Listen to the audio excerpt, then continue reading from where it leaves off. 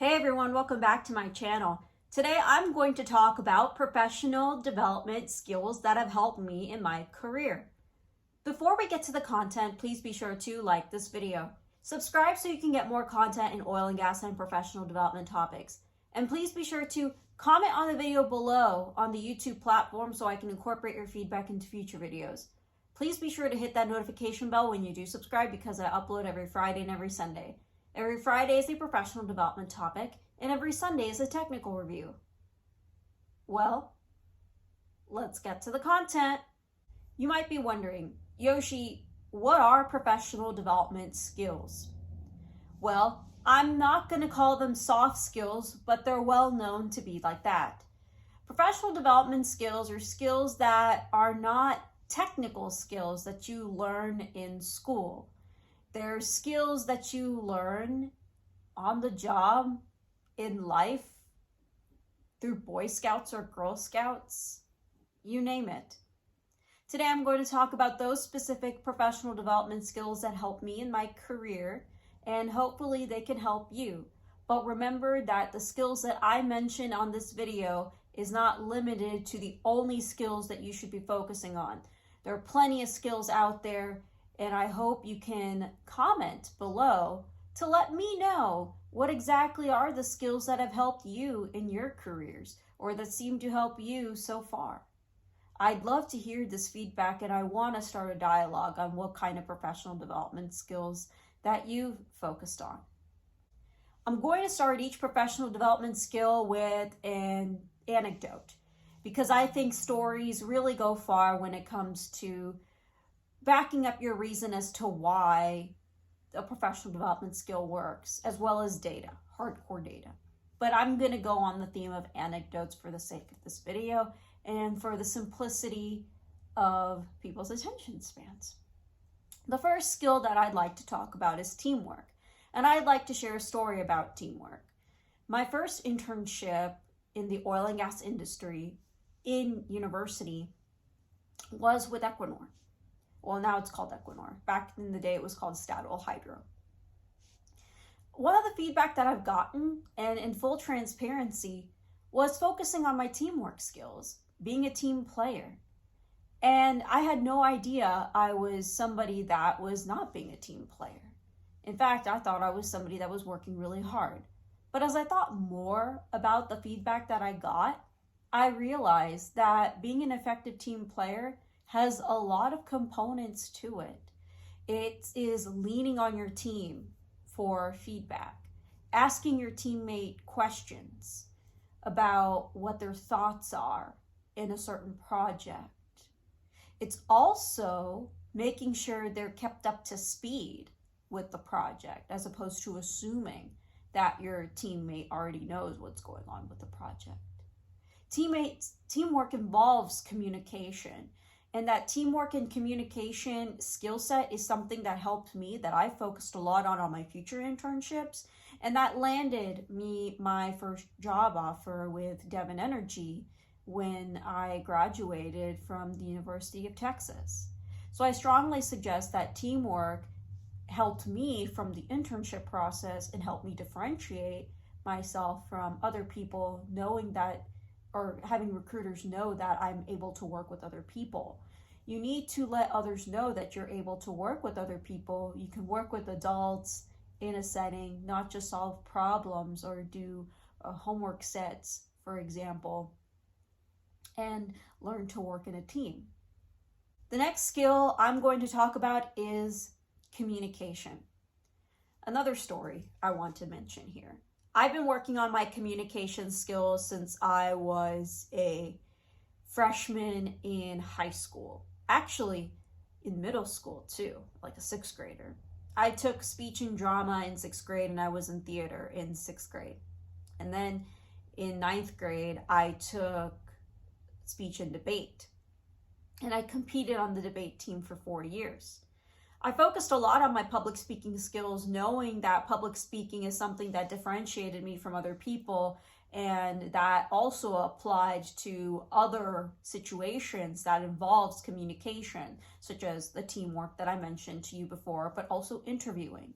when I was able to succinctly answer questions and clearly answer questions in my interviews, I had been known to have really good interviewing skills, and I was able to get, whether if it was officer positions in organizations or opportunities for professional development. Communication is something that's really important, and you'll see that in a lot of job descriptions, being able to communicate your ideas, because you may know all the technical things in the world, but if you're able to effectively communicate those ideas to other people, then that's how impacts are made. So I would strongly suggest that communication is a skill that you ought to focus on if you haven't been focusing on, or if you've been underestimating that skill, because I know for sure that has been something that I have been working on for more than half of my entire life. The next skill I'd like to talk about, and this is something that I've preached in a lot of other videos, and I'll probably pop up some videos in the cards, so please be sure to check them out, is networking. I've been networking since my senior year of high school. When I was introduced to my first mentor in the oil and gas industry, he taught me the value of networking and knowing a lot of people in the oil and gas industry. You've probably heard that saying, it's not what you know, it's who you know. Well, that couldn't be more than true in the oil and gas industry. Networking has enabled me to find a lot of resources in the oil and gas industry, find a lot of mentors, and I can go on and on about how much networking has helped me. But I would say that as engineers, there's a stereotype that we may not be the best networkers, for instance, and if you're not the best networker, or if it's not very natural to you, then you have to learn how to make it natural. Make it seem like it's not a transactional thing. Make it seem like it's building relationships. And that is something that we do as humans, whether if it's relationships with our family, relationships with our friends. You're building relationships with other people in the industry. And I'm not trying to get too sentimental here, but there is a professional boundary. There's a professional relationship that you're trying to establish. So I strongly suggest that you focus on networking as an essential professional development skill, because you never know who's going to help you in this industry. You never know who you may actually already know, or you may never know what the degrees of separation are between you and leadership in a large oil and gas company. You'll find, and I've learned this from an SPE president, her name is Janine Judah, so she was the SP president of 2017. She talked about how in the oil and gas industry, most connections are first degree and second degree connections. It's not 6 degrees of separation, it's first degree and second degree connections. And that couldn't be more than true. Whenever I do a LinkedIn search, a lot of the people that I end up finding when I ever send connection requests, most likely are second degree connections.